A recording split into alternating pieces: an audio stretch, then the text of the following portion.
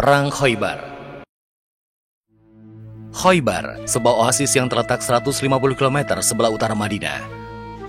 Oasis Khoibar terkenal dengan kesuburannya, dengan sumber air yang melimpah. Perkebunan tumbuh dengan suburnya, kurma, tanaman biji-bijian, dan buah-buahan melimpah dihasilkan oleh Khoibar. Kota oasis ini memiliki sebuah pasar yang bernama An-Nato. Pasar ini dijaga oleh kabilah Ghatafan. Khoibar dan subur tersebut diklaim sebagai bagian kekuasaan kabilah Ghatafan. Khoibar dihuni oleh kaum Yahudi. Populasi terbesar Yahudi di Arab berada di Khoibar. Bukan hanya dari pertanian, Khoibar juga memiliki pusat pengolahan sutra yang cukup besar. Sutra-sutra ini menjadi salah satu komoditas utama Khoibar selain hasil pertanian. Industri militer juga mendukung perekonomian Khoibar dengan adanya pabrik pengolahan logam untuk dijadikan senjata. 3 benteng kokoh menjadi pertahanan utama Khoibar, yaitu Benteng Naim, Benteng Qamus, dan Benteng Zubair. Yahudi di Khoibar tidak memiliki permusuhan dengan Madinah hingga Yahudi Bani Nadir mengungsi ke oasis tersebut setelah diasingkan karena melanggar piagam Madinah.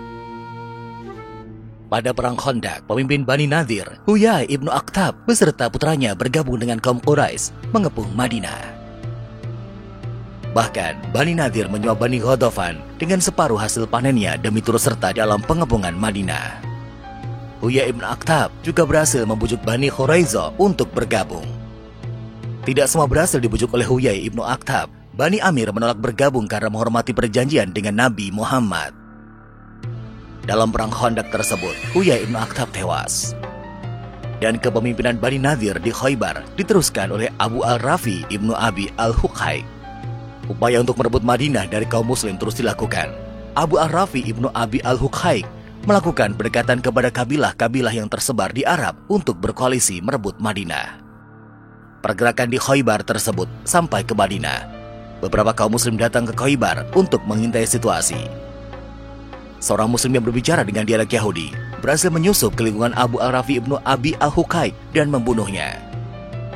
Sementara itu, di Madinah, pada tahun 629 Masehi atau tahun ke-7 Hijriah, Nabi Muhammad dan pasukannya baru saja kembali dari Hudaibiyah. Ketegangan antara pasukan Muslim dan Quraisy berakhir dengan perjanjian gencatan senjata selama 10 tahun. Kaum Yahudi telah lama mencari cara untuk menghentikan dominasi umat Islam di Madinah. Namun, mereka tidak berani melakukan aksi militer secara langsung. Satu-satunya cara yang bisa mereka lakukan adalah dengan memprovokasi kabilah-kabilah Arab agar bekerja sama melawan kaum Muslim. Kaum Yahudi sudah pernah melakukannya dalam Perang Khandaq, namun usaha mereka gagal. Sebelum Perang Khandaq berlangsung, Nabi Muhammad telah mengantisipasi dan mematahkan manuver politik Yahudi. Dan sekarang, dengan dukungan Bani Ghatafan, kaum Yahudi Khoibar memiliki setidaknya 14.000 pasukan untuk menyerbu Madinah. Sebulan setelah perjanjian Hudaibiyah, Nabi Muhammad yang melihat ancaman dari Khoibar segera mengambil keputusan. Kaum muslim akan mengambil inisiatif menyerbu Khoibar terlebih dahulu sebelum mereka datang ke Madinah.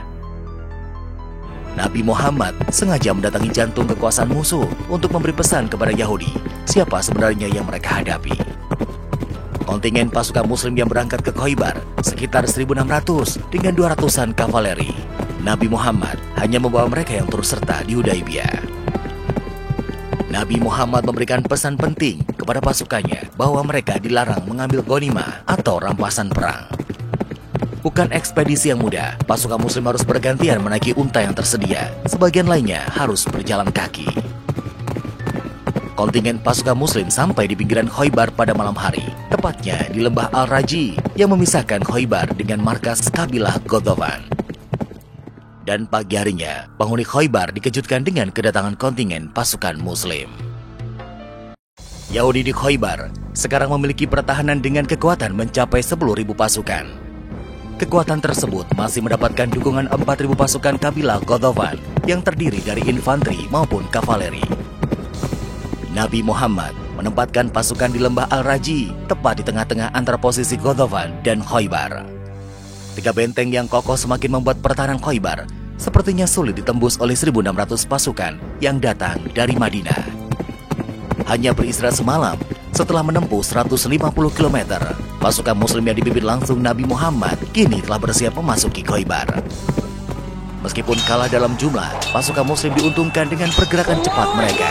Mencapai Khoibar tanpa dugaan menyebabkan kaum Yahudi tidak sempat mengkoordinasikan pasukannya. Terdesak dalam pertempuran terbuka, pasukan Yahudi terpaksa bertahan di dalam benteng-benteng mereka. Bukan hanya pasukan, semua wanita dan anak-anak juga bersembunyi di dalam benteng. Pertempuran terbuka jarak dekat kini berubah menjadi saling serang menggunakan anak panah. Baik Yahudi maupun Muslim tidak pernah siap untuk pengepungan jangka panjang. Karena itu, pasukan Muslim melancarkan serangan kilat. Malam harinya, memanfaatkan kegelapan, pasukan Yahudi berhasil keluar dari benteng dan pindah ke benteng lainnya. Pagi harinya, pasukan Muslim hanya mendapati benteng yang telah kosong. Pertempuran jarak jauh berlanjut ke benteng lainnya. Mencegah pasukan Yahudi melarikan diri, serangan semakin masif dilakukan. Pasukan Muslim berusaha sekuat tenaga menjebol pintu benteng. Benteng demi benteng Yahudi di Khoibar akhirnya berhasil dijebol oleh pasukan Muslim. Nabi Muhammad memerintahkan pasukan Muslim untuk menjaga keselamatan semua yang tertawan dalam pertempuran, termasuk wanita dan anak-anak. Konsentrasi pasukan Muslim kini tertuju ke benteng Qamus, pertahanan terkuat di Khoibar. Perjuangan berat kini dihadapi kaum Muslim untuk menjatuhkan benteng Qamus. Selama beberapa hari, dipimpin oleh Abu Bakar As-Siddiq, pasukan Muslim mengepung benteng Qamus. Abu Bakar As-Siddiq gagal menjebol Qamus. Pemimpin serangan dialihkan ke Umar bin Khattab. Terkepung di dalam benteng, namun kaum Yahudi masih mampu bertahan. Lihat benteng Qamus yang tidak kunjung dijatuhkan, Nabi Muhammad memerintahkan Ali bin Abi Thalib mengambil alih pimpinan serangan. Ketika Ali bin Abi Thalib mendekati benteng, Marhab, salah satu pemimpin Yahudi, menyambutnya. Duel dua panglima tersebut berlangsung dengan sengitnya. Duel berakhir dengan tewasnya Marhab. Bersama beberapa pasukannya, Ali bin Abi Thalib berhasil merobohkan pintu benteng. Jebolnya pintu benteng Qamus membuat kaum Yahudi tidak memiliki pilihan selain menyerah. Nabi Muhammad menjamin keselamatan mereka yang menyerah.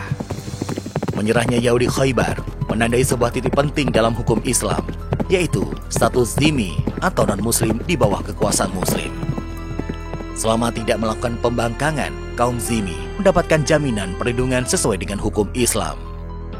Sedangkan pasukan Ghatafan, sekutu terkuat Yahudi Khoibar, tidak datang karena termakan rumor akan adanya serangan kaum muslim ke benteng mereka.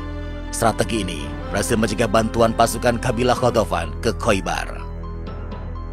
Setelah pengepungan Khoibar selama 1,5 bulan tersebut, pasukan Muslim kembali ke Madinah.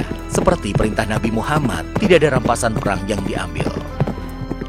Jatuhnya Khoibar semakin meningkatkan hegemoni kaum Muslim di Jazirah Arab. Suku-suku Arab nomaden semakin banyak yang menyatakan sumpah setia kepada Nabi Muhammad.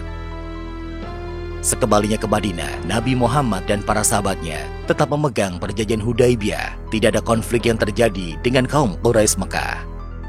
Dan perjanjian Hudaibiyah akhirnya batal setelah Quraisy Mekah melakukan pelanggaran.